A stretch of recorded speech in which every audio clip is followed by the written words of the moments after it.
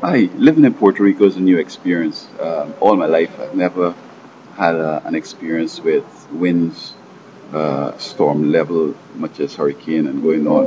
And as I continue to live in Puerto Rico, there's a possibility that one day a four or five or three gonna come into my experience. And I know that many of the problems we have today are as results of human activities. So, what about hurricanes? I'm no expert in hurricanes, but hurricanes and earthquakes are plaguing us, and I know that there's nothing we can do to stop them right now, or ever. But it could be that our own activities were responsible for stuff like that.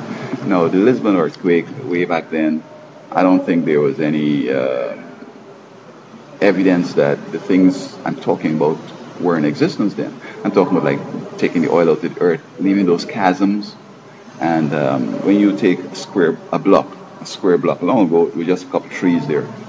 But you knock down the trees, you put the roads in, you put all these big, tall skyscrapers. You add on tons, billions of tons, right there.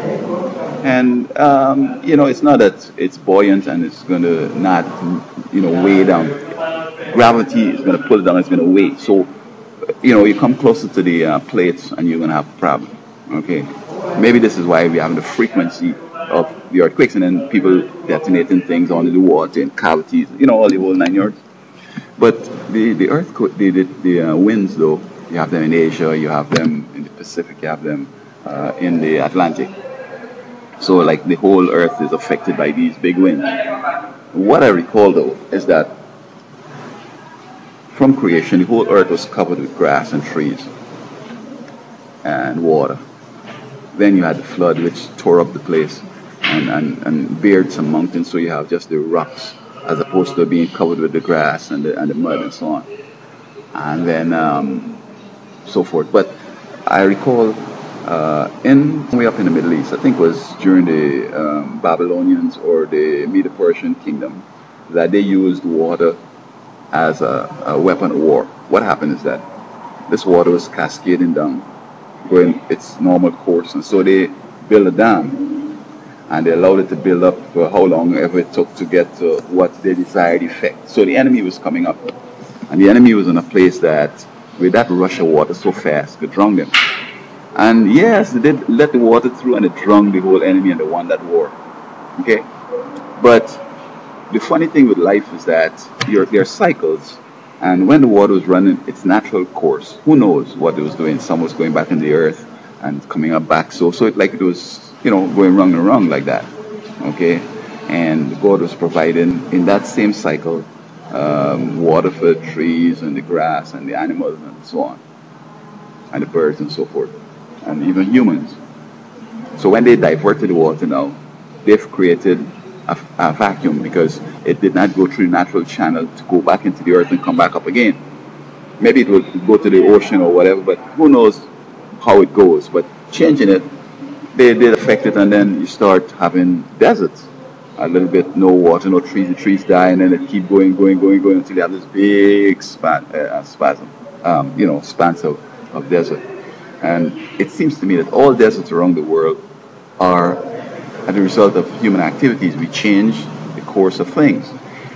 I think that, say for example, the deserts in Los Angeles, if we go to the edge of it and we recycle water, and we plant grass and we plant trees, and we create a new system, what's going to happen is that probably over time we could reclaim that desert. But you know what? There's some people down in LA who will oppose you. You can't do that. They like the desert. They enjoy it. They do not want no grass, no trees right there. So there you go. But I'm talking about hurricanes. And the Sahara Desert, which could have been an extension of that same diverting water to drown the enemy, we're seeing now where that dust gets up in the air and it even comes here to the Caribbean and to North America. And so they're saying now that the hurricanes start somewhere off of Africa, some low pressure, and then this and the heat in the water and all that stuff. I want to think that the people who diverted the rivers were under the influence of the devil. And being Africa over there is so steeped with evil and all that, it's highly probable that Satan is the one behind the whole situation. I mean, we have the natural wind systems going, arrow going northeast and southeast, whatever, goes this way and then goes the opposite direction, like on another level, on the globe. Um, so I recall once where somebody bombed the earthquake, the hurricane, and then there was drought all around the world, and people said, stop that. And it seemed as though we didn't have that again. So maybe bombing it changed the whole pattern and then whatever. And I'm not sure if hurricanes come now to distribute the clouds and all that around. But before there were hurricanes, everything was good.